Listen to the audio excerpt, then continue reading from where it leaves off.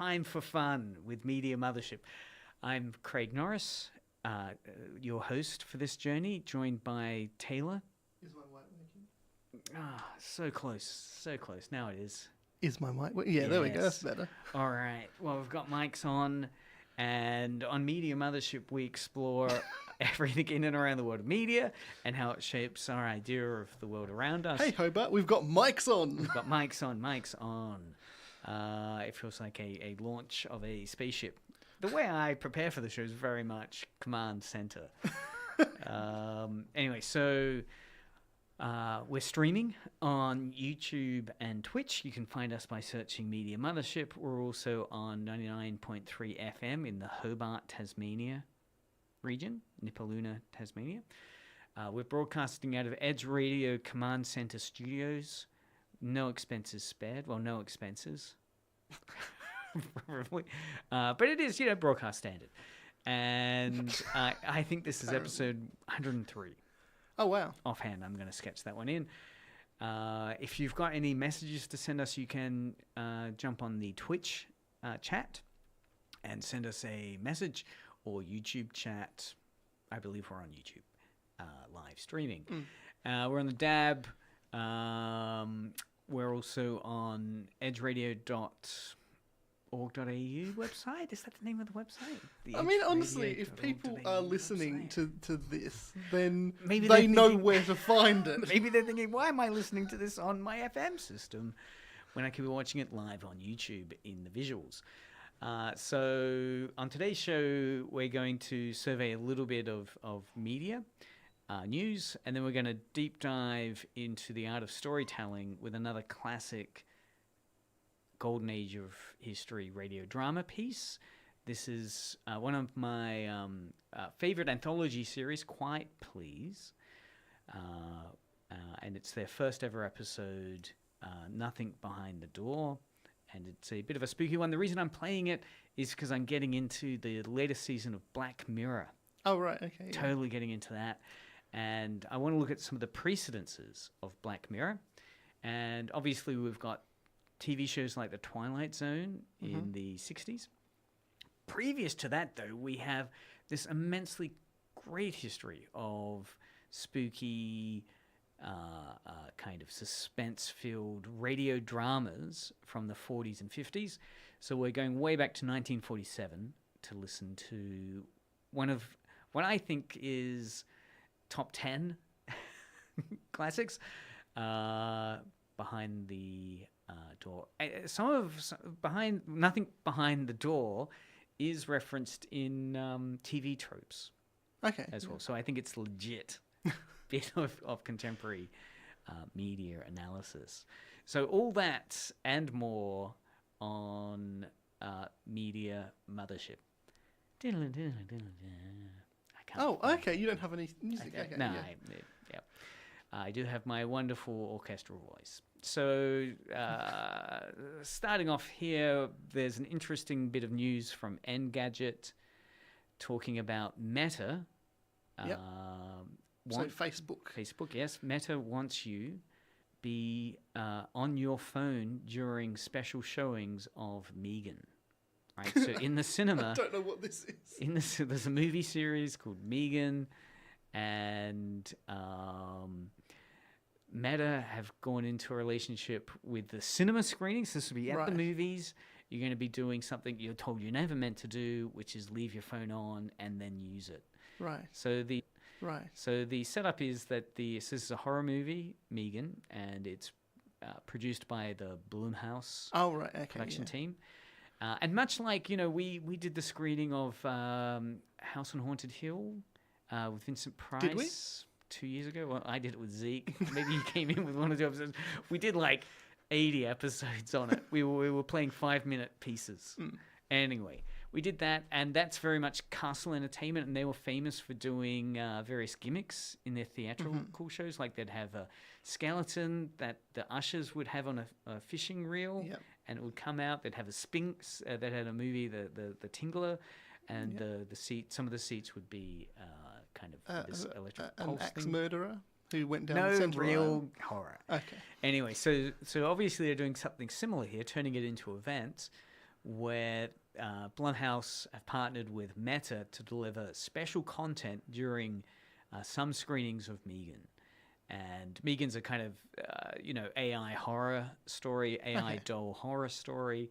So what it is during the screening, you'll be able to use your phone, which will have kind of like a chatbot version of the Megan doll there, and it will give you film trivia, and it will give you behind-the-scenes details as you're watching it. Hey, that sounds like crap, to be honest. Well, I got to admit, I'm sadly of the habit these days of watching a film, and I'll bring up the IMDb trivia page. Oh, really? And just start scrolling through and going, oh, I didn't know that. Particularly if I've watched the film once or twice already. So. Well, yeah, that's the thing. If you've watched the film before, I can understand that, but not during, for the first watching. Maybe not. All right, so... Well, actually, that reminds me of, how there's Blu-ray, and they had I can't remember what it's called, like Blu-ray Extra or something like that. And every time there was a bit of trivia, it would come up within the movie on a little box down the bottom. That's true, yeah. You had that feature on some Blu-rays as well. Yeah, which I never... Yeah, which got in the way of actually watching the movie. Yeah. All right, next, talking of watching the movie and getting in the way of it, rabid reactions to Minecraft are forcing theaters to take action. Have you seen the various videos posted on YouTube and other sources of fans doing a bit of participatory interaction, Henry Jenkins style, as the Minecraft movie's playing at certain points, much like in Rocky Horror Picture Show, the audience will engage with it. Now, what's interesting here is this is happening immediately within the first week of its release, where at certain scenes, such as the chicken jockey scene.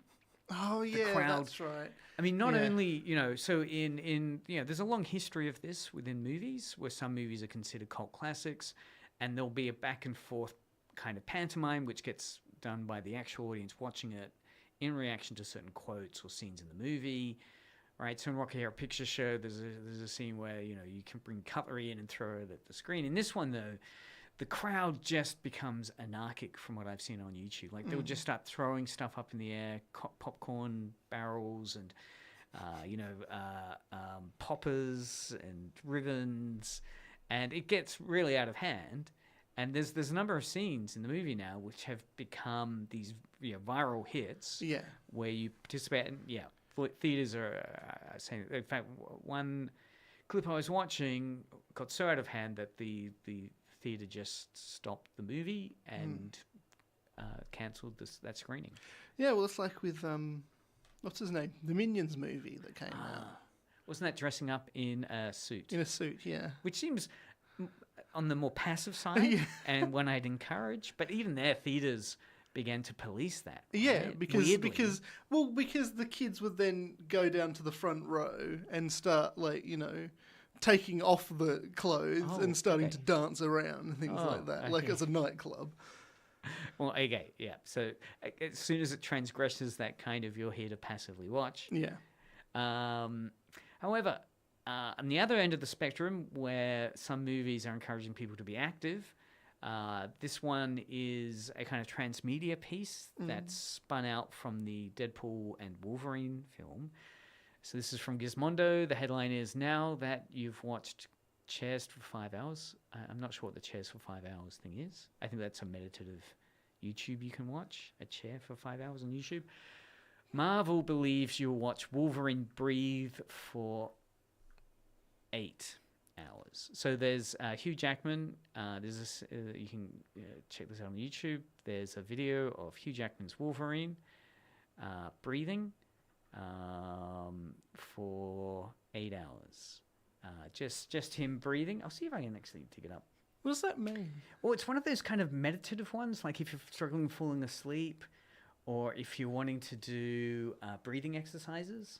Yeah. So, but what does that actually show? Is it just like his chest rising and falling, or is it a full picture of him? Yeah. So no, it's this. So it's this really weird, orange-red background of Hugh Jackman in the Wolverine costume, and it's kind of like CG'd a bit where his chest is rising and falling. So. And you're just listening to him breathe in Breathe out. Breathe in. Breathe out. And this is called the Wolverine breathing exercise, Marvel Ambience, Deadpool and Wolverine. April is National Stress Awareness Month, so breathe deep and feel your adamantium bones melt away. Watch Deadpool and Wolverine. So, yeah, it's an interesting kind of piece of, I guess, jumping into a trend at the moment. This is the kind of thing that makes me know that having the internet was a bad idea.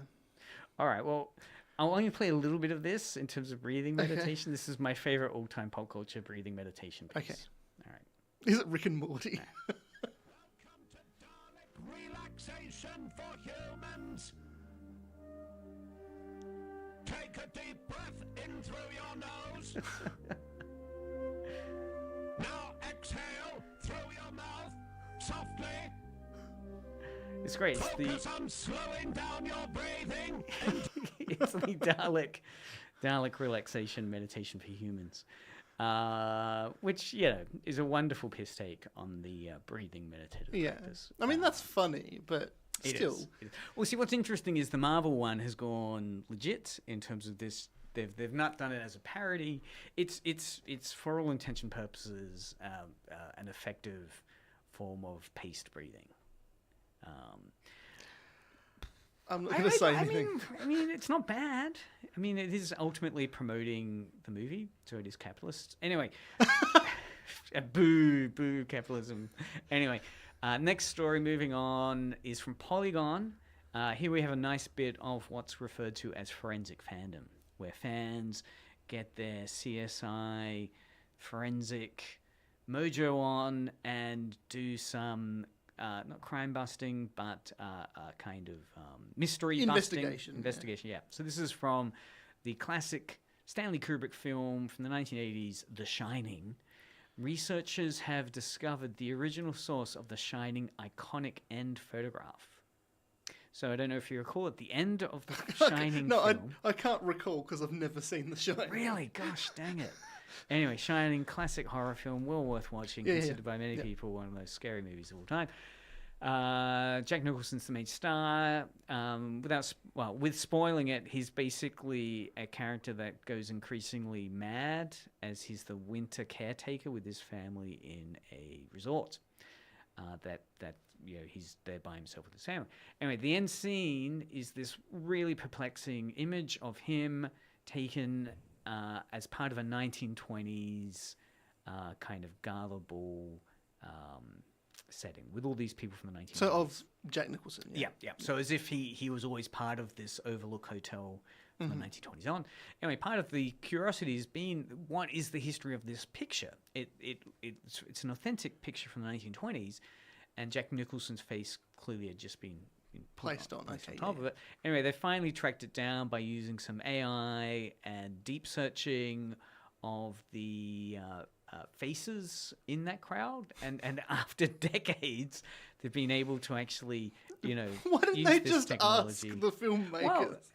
Well, the actual photo had been lost in time in terms of which one they'd used, because it had been part of a kind of one of those. Well, it turned out it was part of the Getty Archive collection, so X number of thousands, millions of photos.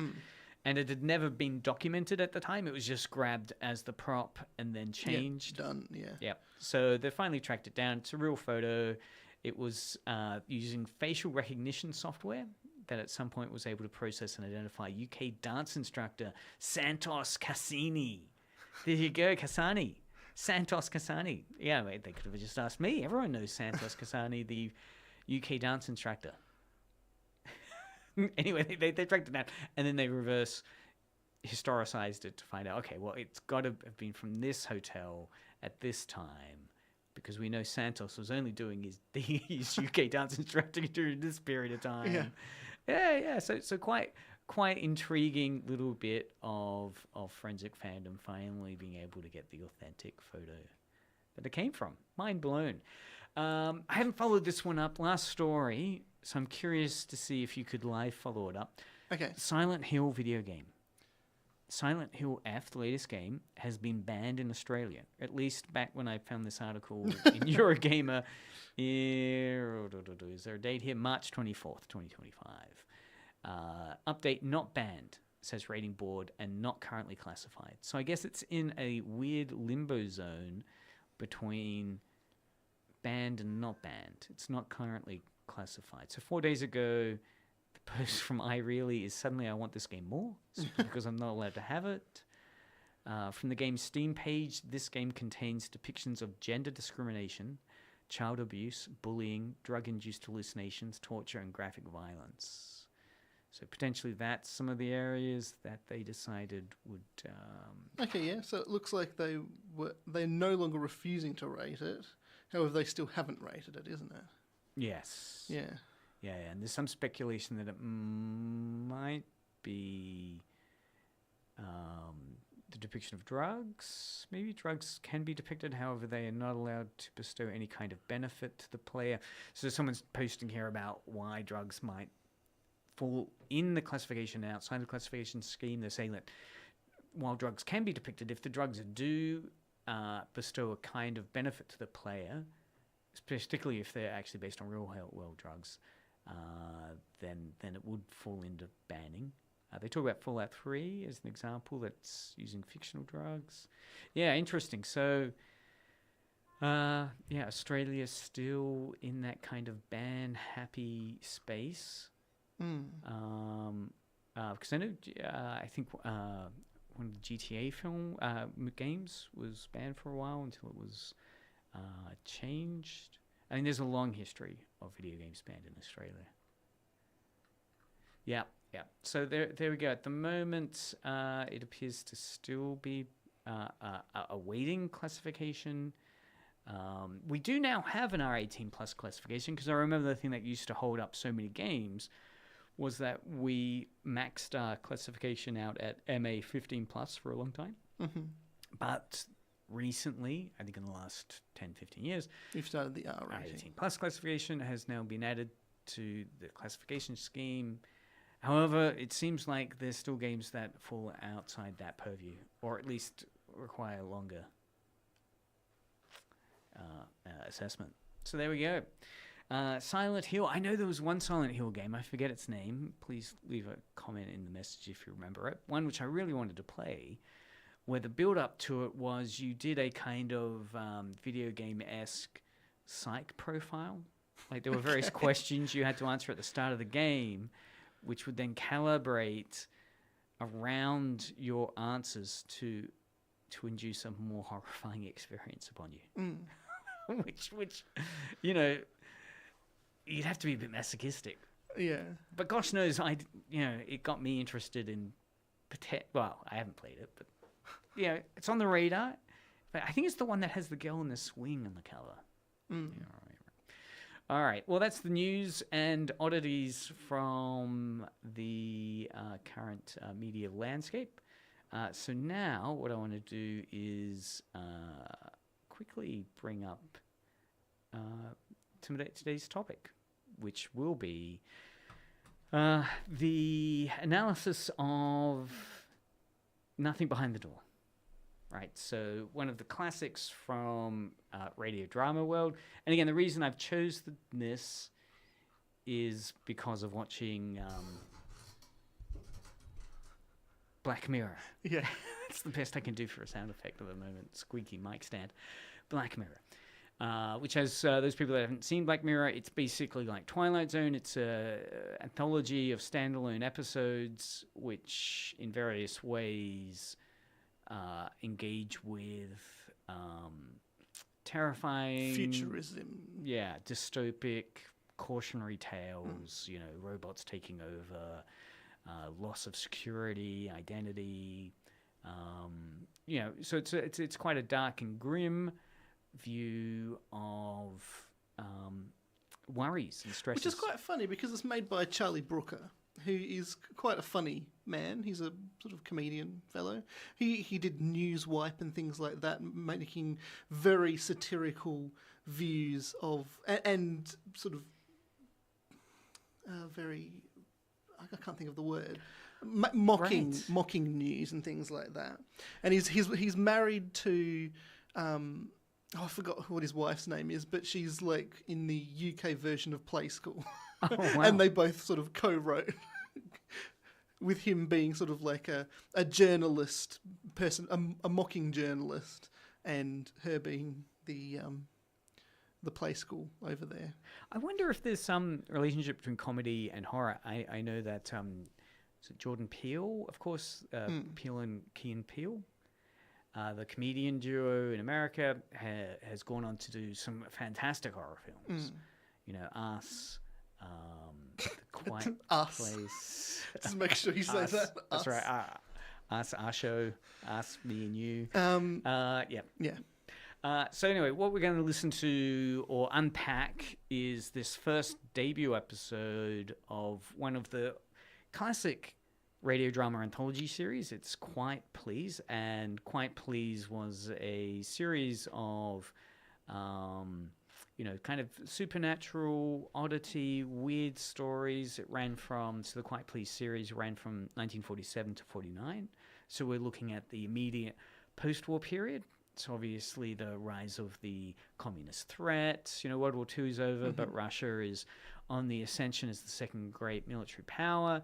You have this immense kind of grief of World War II that's being digested and processed, the loss and the dropping of the atomic war bomb, the Holocaust. So it's a really fascinating period of time to look at speculative fiction and horror. I tell you the only reason why I don't like this one, because I've heard it before. Okay. The only reason I don't like it... Oh, you'd heard it before I got you to listen to it? No. Oh, yeah, I got you to listen to it. Yeah. Was because I can't tell the difference between all of the different characters. They sound too similar. Yeah. Look, and this is the format of these shows that it's all created by the one person, Willis Cooper, who himself, so he was writing all these kind of supernatural stories for this series with kind of twist Black Mirror endings. But he also did some comedy stuff as well, weirdly. So, yeah. And they're all narrated by the same person. So the format, and again, one of the things you really need to make an effort to when you're listening to it is that it's basically a narrator. Yeah. So all of the episodes have a similar storytelling technique where the psychological tensions build up by the narrator telling you of their experiences. But then they have sort of like little snapshots of scenes where you've got multiple people talking who all sound similar anyway. Yeah, if you're all... Because in this story, all the characters are male, and you've got three characters, the bank robber characters, who are all similar. They've got slight regional differences in their accent. But yeah, they could get lost a bit. And interestingly, maybe, because I was thinking, why is the series called Quite Please? Right? It's not called like Scary Stories or something. And so one reason could be because you really need to make an effort to engage with the story, right? So you and I'll play the intro to it because, it is the ushers saying, everyone, if you're here to watch Minecraft, Quite Please. I don't want any tomfoolery. Or there's this great 1930s phrase they used, the creeping willies, I think it is. That sounds familiar. Creeping meanies. I've heard of that before. I think it's the creeping meanies or something. Screaming meanies. Yeah. In one section in this film, in one section in this radio drama, the character, as they're approaching this scary haunted house moment, he goes, what do you got, screaming memes? Yeah. Thinking, what the hell is this? And it was, this phrase. So, no screaming memes. And and no creeping willies either. No creeping willies. And he's instructing the audience to please be quiet. I'll see if I can cue it up so you can... Richard, listen. All right. And... Sorry, this is the guy. So we're listening to this from the Enhanced Radio Classics channel. And the reason we're doing this is because... You can't actually Quite Please, it's notorious for having bad quality recordings. Because you've got to understand... 1947 to 1949, when this series aired, you're really looking at really basic recording equipment. Road mics didn't exist there. Road mics didn't exist. You couldn't just slap it into audacity to clean up the background noise. So yeah, he's cleaned it up really nicely. So here we'll listen to the usher kind of setting the scene. Yep.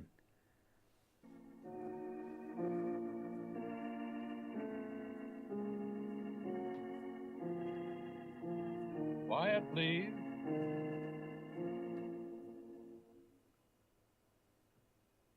Something like 6,800 feet above sea level. All right. So then we're getting to the narrator, but I'll provide the synopsis. So basically, this is the first episode of the Quiet Please series. This episodes we're going to unpack. He was probably writing it, and then his kids were playing in the background. He's like, "Quiet, please, Quiet, please." Ooh, that's What a a great good one. So this is called Nothing Behind the Door.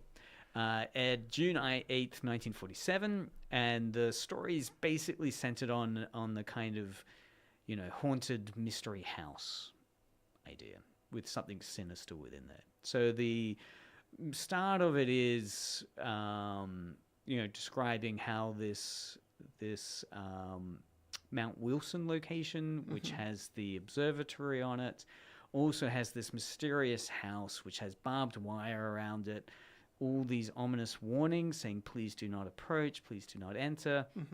And this house seems to be completely empty. And narrator is telling the story of how he encountered this house with two other friends who were bank robbers. They decided that. Okay, I didn't hear that part when I listened to it. Oh, really? Well, there's an A plot and a B plot. The B plot bank robber thing is, it's all exposition, right? Which is, you have to make an effort. Yeah. So I've listened to it so many times that I've realized, B plot is that they're bank robbers, right? And I'll get around to doing it, to showing the scene where that happens in. But anyway, so you got the A plot is, okay, mystery house. What's the mystery of this house? Why are people told not to get in there? The B plot is that a protagonist, a narrator, is with two other guys and they're planning a bank robbery, right? And they're looking for the perfect place to hide the stash once they get all that money. And they say, this isolated, eerie space is perfect for us to hide all the money we're going to steal from the bank, right? So that's the B plot. Now, the two plots come together, of course, in the final act where they do the bank robbery, which isn't actually part of the story, right? What you hear is them doing the getaway. Did I listen to the same thing? We'll break it down. It down. Yeah. So the story picks up where they're then approaching the house to stash the gear, to stash the money, right? So as the men are investigating the house, which they're told has nothing in it, right? And the word nothing is delivered in such a weird fashion. Yeah. Right. It's delivered as if the nothing is really something, which is this big tip-off as to, the cosmic dread, the kind of Cthulhu, Lovecraftian cosmic dread, which is the heart of the mystery. So the story goes where they discover, or the story's very vague about this, they don't discover really anything, right? They get into the house. They have this very chilling encounter with this otherworldly nothing. And so basically it's kind of this episode which has all this unknown danger that's built up and that humans shouldn't tamper with things beyond their knowledge. Exactly. So let's bring it. What I want to do is to really dive into it. I've been reading, because at the time this aired, it was considered, quite a strong debut episode, which then allowed the series to continue for a few more years, and in that vein of eerie, thought-provoking storytelling. And I was keen to look at how they did it because of, again, clearly there's still a lot of interest in that with the Black Mirror series. TV tropes breaks down, 5 key tropes that are in the series. And we'll talk about why they matter through one of the most overused how to write a good script guidebooks, which is the Save the Cat guidebook. But the 5 tropes that TV tropes identifies first is bizarre architecture, right? The Nothing Behind the Door has bizarre architecture in terms of the empty room inside this cabin, right? It's just bizarre.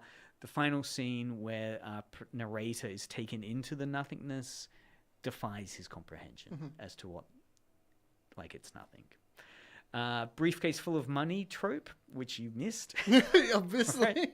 So nothing behind the door. The B plot is the 3 bank robbers have escaped with $54,000 in 3 suitcases, which they're hiding. They plan to hide in this place. Interestingly, this episode gets a continuity nod. So TV Tropes points out that there's a continuity nod later on in the Quiet Now series. Because I thought it was Quite Pleased. Quite Pleased, sorry. Quite Pleased it is. Because in the first act, we're introduced to the very creepy astronomer who talks about how to look through the telescope to see this nothing black cloud. And in a later episode, The Other Side of the Stars, that black cloud and its location is a callback. All right, okay, yeah. And the final 2, you have the TV trope of the Eldritch location. So this is obviously a reference to the H.P. Lovecraft Cthulhu mythos. The mysterious building in Nothing Behind the Door and the world of lights from another episode are these kind of eldritch locations. They're hinted to be this otherworldly, powerful, beyond our comprehension presence. And the final trope is what TV tropes refer to as the exact words trope. And this refers back to the fact that this word nothing gets repeated again and again and again. Yes. It's in the title of the episode, Nothing Behind the Door, but the delivery, and I'll play some examples of it, of that nothing is what builds the creepy question. What's really there? Because he delivers the word nothing as something like, what's in that cabin? Well, nothing is in there. Yeah. It's like, oh, wow, obviously it's something, but it is nothing in terms of what our minds can comprehend. So with that, I mean, you've seen it already, but how did you... Seen it? Oh, sorry, heard it already.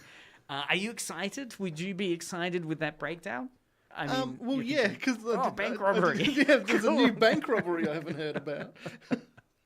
Are you into Eldritch horrors? Not really. Cthulhu? No. Nah. Well, But it's interesting. It's enough. interesting. Yeah. All right. So what I want to do now is break down this in terms of Save the Cat. Now, Save the Cat is a popular kind of script writing Bible that people have used to improve their ability to write movie scripts. It's written by Blake Snyder, and he's a scriptwriter of many different films, which I forget the names of now. There's a Disney one he wrote, but I forget the others. Stop or My Mum Will Shoot with Sylvester Stallone was one of his. Nope, never heard of that. Really? Anyway, so what I want to do is break it down in terms of what Snyder refers to as the beats of storytelling. Okay. Right. So Snyder says that all films that are successful can be broken down into 15 beats. Okay. Right. So like in Act 1, you have what he refers to as the opening image beat. Right. And often that first beat, the opening image beat, is then called back to at the end with the closing image beat. Yeah. All right. So what we're going to listen to first is the opening image beat of Nothing in the Door. Nothing behind the door. I thought this was your favourite series. It is. Actually, I haven't listened to this one for a while. What I'll do is I've skipped. I mean, one of the things about this is what Snyder would... I mean, Snyder wouldn't like this because one of the things he critiques is what he refers to as laying pipe. Okay. Right? And laying pipe for Snyder refers to exposition, right? Yeah. So to get your story moving, there'll be moments where you have to give some exposition. So in the... Snyder gives the example of the Austin Powers films. There's the character called Basil Exposition, played by Michael York. And he comes in to give the exposition as to what the super spy thing is that they're doing and who they're targeting. Laying pipe. Now, the problem with this episode is it's a lot of laying pipe. Yeah, it's clearly, all just pipe. Clearly, you missed actually some of the pipe which gets laid, which is the bank robbery scene or sequence. But okay, so what I'm going to do is I'll skip to beat 2, which is theme stated. Okay. Right. So the opening image is the exposition narrative of it goes for about 7 minutes. Right. So this whole episode goes for about 28 minutes. So for the first 7 minutes, all you're getting is a really strong description of the isolated house on Mount Wilson, right? That it's surrounded by barbed wire, it's got all ominous warnings around it, and it's building this atmosphere of eeriness and suspense. What I'm going to do is jump into about 7 minutes in where that theme gets stated of the curiosity and consequences around exploring the house. So let's jump into there. Look across. Yeah, I see. Look outside. We ain't moving. The sky's going by. All right. Yep. Sorry. This isn't them looking at the house.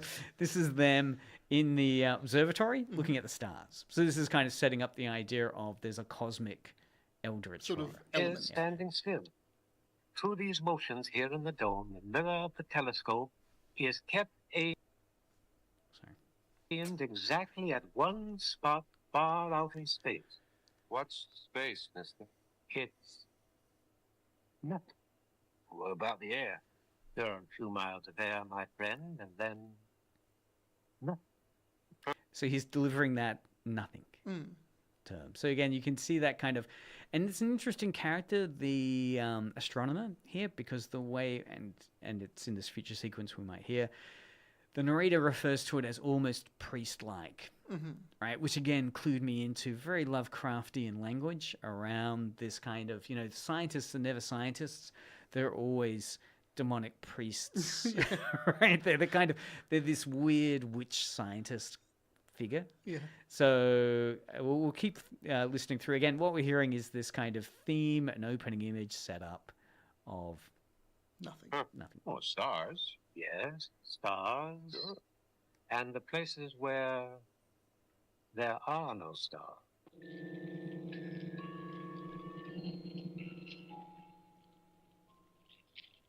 My skin twitched a little when he said that.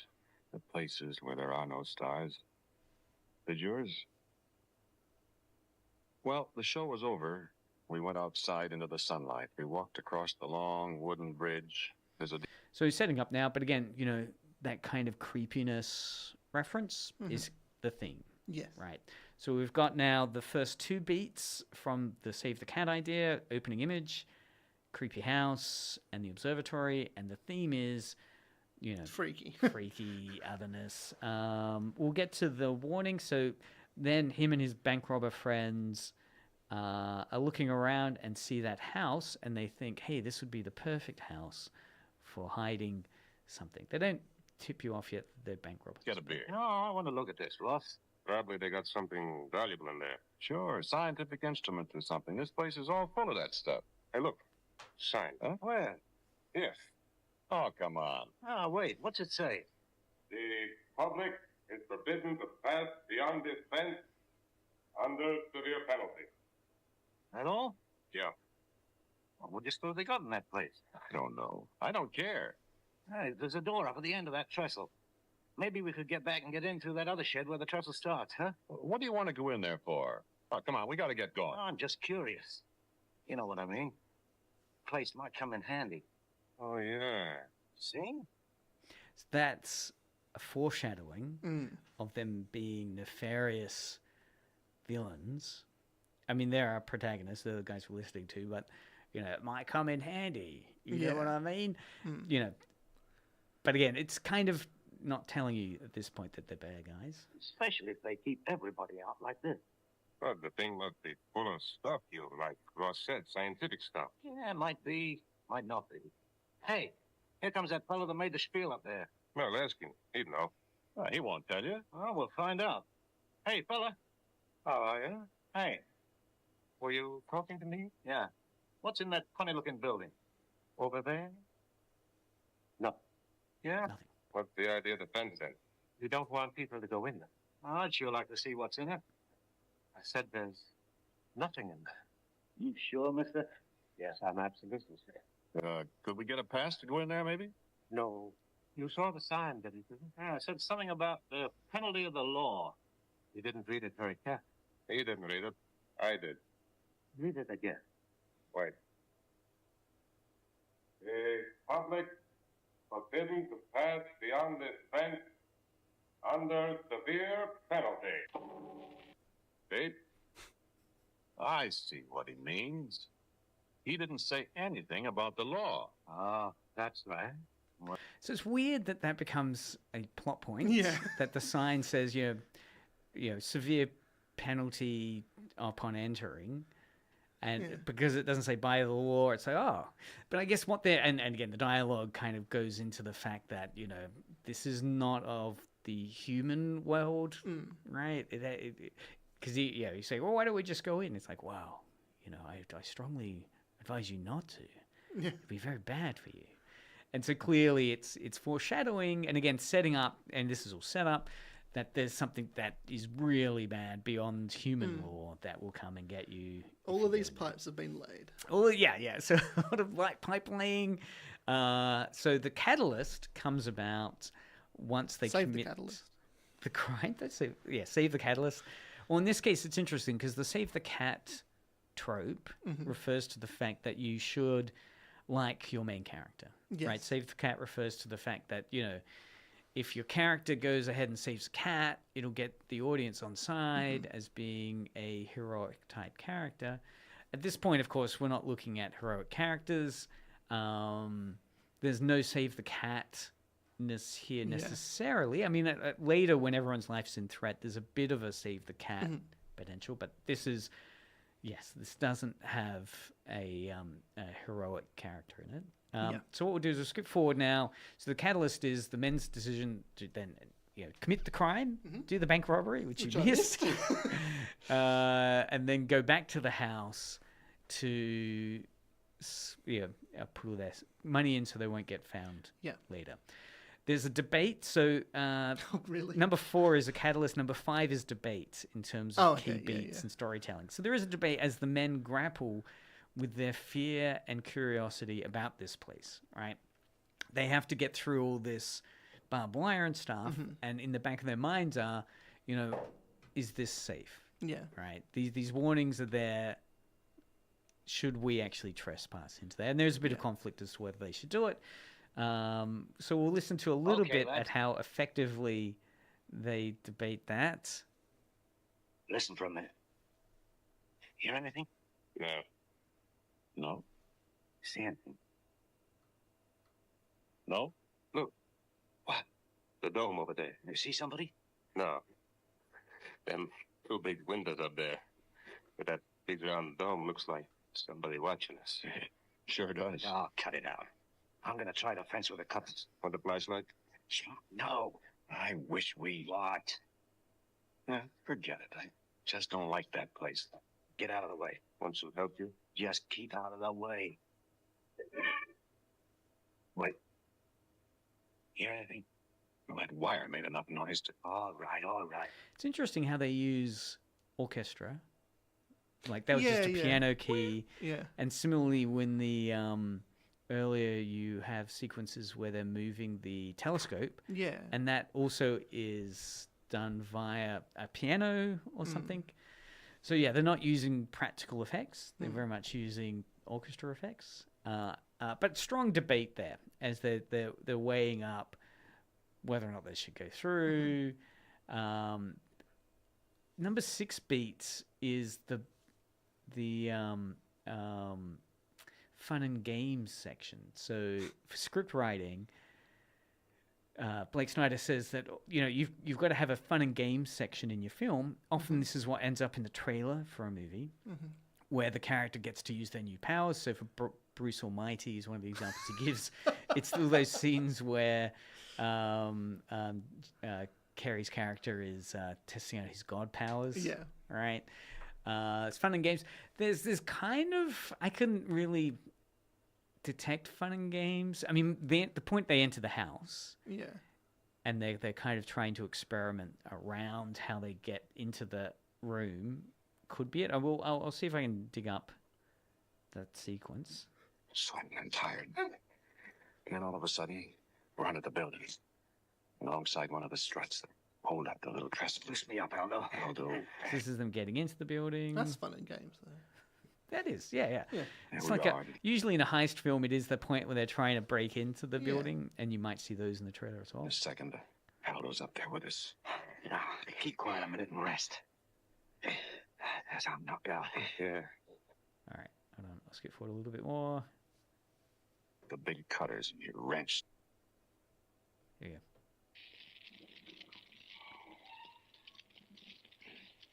Hey, where's the flashlight? Wait. Nobody can see. So this is them now entering the house. Yes. Put your fingers over it and turn it up. Turn it in there. Okay. I don't see anything. Well, the guy said there was nothing in there. I can't see a thing. Open up the light a little more. I got it open. So black in there. So this is really, fun and games as they're trying to get in. Now we're reaching, this is 20 minutes in. I reckon this would be the midpoint beat. Yeah. So this is where the men now confronting the door and the warnings that there's nothing behind it. Mm-hmm. And we're heading towards a moment of revelation, Yes. or lack thereof. And the type of fear that they might confront with that unknown, leading into beat 8, which is bad guys close in. So typically in this third act moment, Snyder says, you have the bad guys closing in on the good guy, right? They're at this midpoint. They've had the fun and games. Now things are getting dire. The closing in is nothing. That's right. It's this kind of intensification. So we'll hear how this closing in gets built up to an all is lost beat. There's something the matter with the light. Oh, there ain't. Look. Turn that light off me. Well, look now when I shine it inside. Nothing. Well, there's got to be something in there. Nothing, the man said. Can't even see the floor. Well, I'll find out if there's anything in there. No, don't go in. You can't tell what's liable to be. Well, look out. I'll toss a briefcase in. No. Throw the wire cutters in. Oh, where are they? Here. For the love of Mike, look out, will you? Keep still. You'll wake up the dead. Well, nobody heard us, I guess. Nice shot with luck tonight, no kidding. I'll give you them cutters. Can't. I'll shine the light in there. Sure can't see anything, can you? Throw 'em in. Well, get out of the doorway. Keep the light in there. Go ahead. Throw 'em against the far wall. All right. Look out. Where'd they go? So they don't see anything, they don't hear And anything, listen. I wouldn't go in there, Hugh. Nobody asked you to. and now they're debating whether They one of them don't should. see. They see nothing, and they hear Hear nothing. nothing. You mean? So now, yes, they hear and see nothing, and now one of them saying, "I'm going to go in." I'm going. Come on, Aldo. Now listen, you. You got the screaming Mimis, too. Screaming Come on, Rebecca, Mimi. there's nothing There we in go. there. Look, Hugh. Come on, let's get out of here. Oh, shut up. Here. Might as well take the dough, too. We can stick it in there.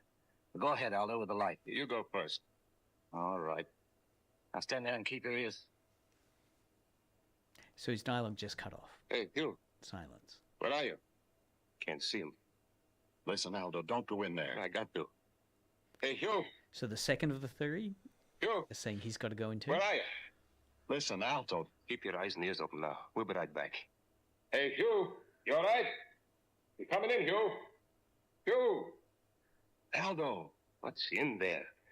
Hey, Hugh. Okay, Ross. Something's the matter with him. Here I come. Hugh. I'm gonna... Gonna. So now we're going into the Hugh. all is lost beat. Hey, Hugh. Aldo. Hey, what's in there, you two? Hugh. And our main protagonist now is Yes. left by himself.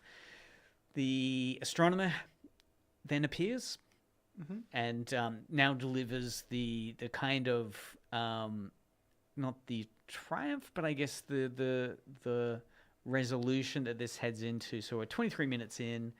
Last 3 minutes is this idea of the concluding aspect of him being shown what the nothing is. We'll listen to a little bit of how that builds up. Nothing behind that door. My friends went in there. They're not there now. There's nothing in there.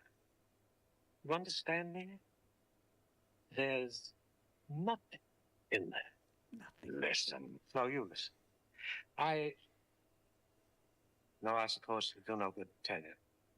Tell me what? I'd better show you. Show me what?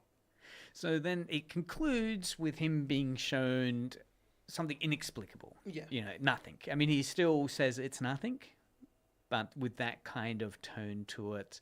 And it does kind of, you know, that closing image, the very final end sequence. I'll see if I can... I can't speak. My throat is dry. My legs are trembling. I'm icy cold in that great dome how far above the floor, I can't tell you. Sit still, you won't fall. Sit still, I said. You'll have to be shown.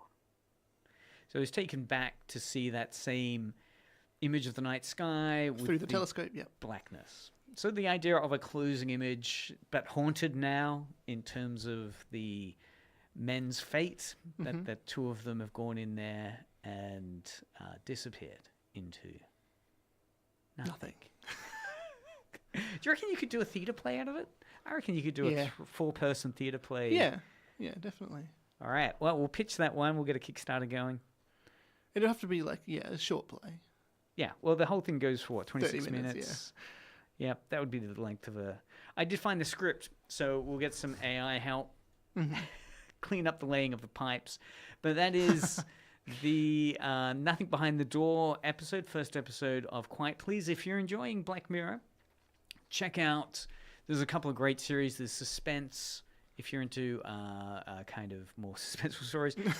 Dimension X is a great science fiction one, like Twilight Zone. And, of course, Quiet Please. Paddington. No, Paddington movie. Quiet Please, I have got you to listen in the past, and we've done an episode on it called The Thing on the Floorboards. Floorboards. Yeah. That one's good. Yeah, which is it's considered one of the all-time scariest radio dramas. But I think it's also where they must have also found their feet in it's knowing how to sort of generate intrigue and suspense and stuff. It's the same narrator, right? He's kept through the whole series. But yes, yeah, that delivery works a lot better, and it's a well worth listening to. The thing on the floorboards, foibleboards, which is a on an oil rigger. It's the wooden or metal thing you'd stand on. Anyway, that's Media Mothership. Big news for Media Mothership now that we're at 5 o'clock and it's now biting into the next show. Is that you're not going to be able to do this next week? I know. We're moving to a new time slot. So from next week, we're moving to Thursdays at 4 o'clock. I'll post some more information on socials. Keep listening. Next week, actually, we're going to do a great show on wrestling. On what? Wrestling. WWE. Wrestling with, like, WWE. Oh, it's because I watched the South Park episode recently. Oh, okay, right. Where they had that whole linguistic battle between wrestling and wrestling. Anyway, we're going to be doing WWE, unpacking Trump's administration through WWE. We'll be getting Marcus on board. He'll be talking about John Cena. Yeah. But I mainly want to talk about John Cena's heel term in terms of what the Daily Show with Jon Stewart has described as the best way to understand the Trump administration's policy towards the Ukraine. So do join us in next week as we deep dive into current WWE storytelling and the outrage of John Cena, previous babyface, turning to full heel, and how that can understand the current US Trump administration. Yes. All right. Coming up next, though, keep listening because we've got show title yet to be defined. Or old show title? Old show title. K-Pop Unlimited. So last episode? It is going to be the last episode. I don't know whether the new show will start on Thursdays next week, but it should have definitely started the week after. All right. Well, great teaser there. But join us now for History in the Making as the last episode ever of Tasmania's one and only K-pop show, which... reached enormous heights, it turned out, 2 weeks ago with 89 listeners or 85 listeners in America. Yeah, somehow for an episode. I was looking back at the data, and that wasn't even a K-pop episode. It's just normal Edge radio tunes because you didn't actually broadcast that day. But yeah. So that, huge heights. So you're going to end on a high. So last episode of K-Pop Unlimited. But right now we'll have a non-K-poppy tune. We'll be listening to The Edge ID.